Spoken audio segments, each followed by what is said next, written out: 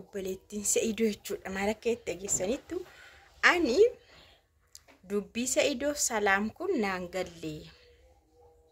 Waan salaam fi Sa'idoo kun naan galle jette. Siin galleen se'an bareeda naan galle. Maalidha kan isaan wal duukaa fiiganii? Sa'idoon Yaman yoo dhaqee salaamis Yamanii. Amma salaam Yamanii inni salaam innis Yamanii isheenis Yamanii salaamiif Sa'idoo. Anaafi wanti naa hin galle waa'ee salaamii waa'ee Sa'idooti. Kanaafuu wanti dhokataa wayii jira inni ifa ba'uu qaba. Maalidha wanti dhokatee jiru suni achi gidduutti. Paaspoortii ishii sarkaa fuudhee jira. Maalumadha. Maattee Sa'idoodhaan boolla lixxitii mucaa sana gadi baasii nu beeksisi. Kun dubbii lubbuuti. Dubbii ma akkanumatti kakatanii dhiisan wadhaman miti. Dubbii jireenyaati. Dubbii ilmooti. Sa'idu boolla lixxiqilee keessa baasiti. Marammarsiisi as fidi. Waan akkasiin jiru. Sumayyaan illee jireenya ishee sirrachuu qaba. Ijoollee ishee agarsiisuu qabdi. Ijoollee keetis arguu qabda. Nus dhugaasaa baruu qabna. Waan akkanatti hafuuf hin qabu. Innaa salaamin immoo maa itti seetanii ati dhugumayyuu miimoorii fuutee Sa'idootti kenniteetta taanaan jette. Isheen immoo nagarree akka itti kenname. Fuutee itti kenniteetta taanaan jette. Nama ajaa'iba. Obsaan. Namni akka koo obse viidiyoo hojjetu jira garuu qillaalii naaf hin rakkisu. Ani garuu obsee man viidiyoo dalagaa. Laayikii godhaa maleessa. Mafi mushkila. Innaa miimoorii ati achii fuutee miimoorii Sa'idoo fuutee Sumayyaatti kenniteetta taanaan maal jedhama?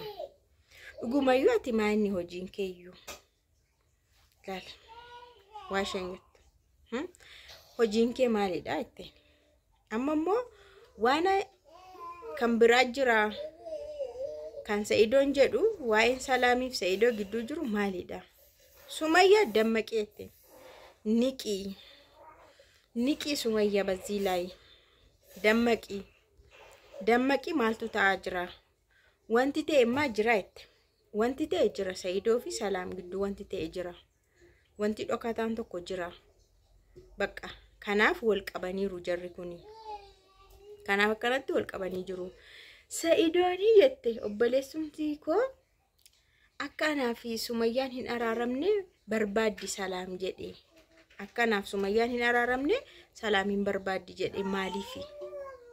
Maaliifi akka isin hin araaramne barbaadde salaami. Kunis gaaffiidha jette. Gaaffii gaafachaa jira jette. Sa'idoo gaafatee Sumayyaa gaafatee hin beeku garuu kun anaaf gaaffiidha jette. Maaliifi akka isin hin araaramne salaam barbaadde. Kanaafiyyuu kun baay'ee waan fokkisaadha. Mucaan sun iddoo bahee boolla keessaayyuu bahee dhufee maramaramuu qaba. Dhugaansaa ifoomuu qaba. Ani yoomiyyuu taanaan Sumayyaa wajjin dhaabadha jette. Sa'idoon obboleessa koo yoo ta'e illee waan ta'uu qabu ittiin himaa. Waan hin taanes ittiin himaa. Garuu dhugaa kan qabu Sumayyaadha. Sumayyaadhaaf hin dhaabbadhaani. Sumayyaan gargaaraa jette. Sumayyaa wajjin hin jira jette. Isheetu dhugaa qabaa jette. Obboleessa kee miti warra jettan obboleessa kooti. Garuu dhugaa faana hin dhaabbadhaani. Isheetu miidhamee jira. Dhugaa qabdi. Kanammoo wanti akkanatti kakaadhaan ati kakattee isheen si amantu tokkollee nus si amannu tokkollee waan jirreefi iddoo jirtuu fidi. Paaspoortii salaam immoo deebisiifi. Paaspoortii ishii jechuun lubbuu ishii jechuudha. Hin haasa'iin kanaanii. Kenniif paaspoortii ishii kenniifi. Jettee jechuudha obboleettiin Sa'idoo keessanii. Akkasii garuu wisibsibii jette. Waa'een salaam kun baay'ee wisibsibiidha jechuun. Wisibsibiin maal afaan Oromoodha? Wisibsibii jechuun waan namaan galle wayiiti mitiira. Waa'een salaam kun namaan galuu jette. Waa'een salaam namaan galuu. waan ta'e qabamaa wayti hiika namaan kennuu dubbatan illee jechuudha. Isheen reef argiti waa'ee salaam amma obboleettiin Saidoo jechuudha hunda dubbatteetti ilaal jechuun kallattii tokko irratti hin xiyyeeffanne garuu hunda dubbatteetti. Salaamii memorii fuutette taanaan maal jedhamtaati maalidha itti dhuguma maal jedhamti ishee maaltu ishee ilaallata maaltu ishee dakala tokko kana jechuu isheeti yaa isheen harkuma irra qaqqabaa dubbatti ittiin cabsitu malee dubbatteetti obboleettiin Saidoo jechuudha. Ati Yamanii jettee minaamin jettee kan Saidoo faana wal qabdan ati maalidha ittees gaafatteetti ammas maalidha ati dhugumatti hiriyaan akkatti abbaa manaa namaa faana wal'aansoon qabu. What? Hin qabu. Hiriyaan koo ana bakka buute abbaa manaa koo faana wal'aansoo naan qabdu. Ushada, ushkalam, ushada. Mafi koyis kida. Na? Ana ma bero wete salam ngada vidi jennal lalu nankol. Nankol faduga na polisoni umarati kudoa amskuha dakuloha yero inni jedhu yero ni jedhu. Ana ma bero Saidoo maduba naannofti dhugaa waaqa.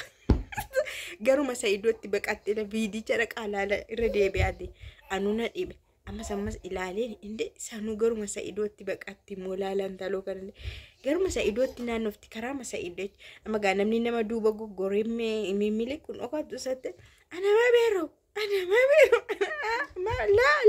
ma bero Saidoo duuba naannofti habiibti Saidoo shurtaa walti bidderishe Saidoo matti baqatta ammoo edeen kolfaatureen sinin jedha.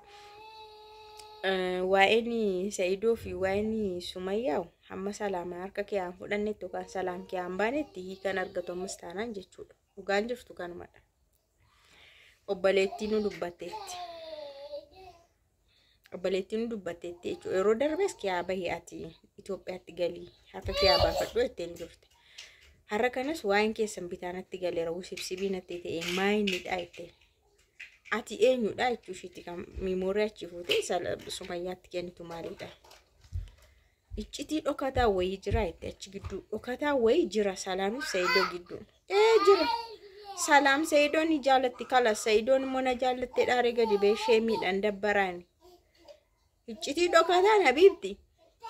Salaam Saidoo jaallatti. Bakka habiibii ishii gorachuu barbaaddi. Jaallatti. Mushkila kibiira Sumayyaan immoo riba keessa jirti mugaarti hin dammaqne hin rafti isheen qasqas godhaa kaasaa Sumayyaa haa bartu irratti.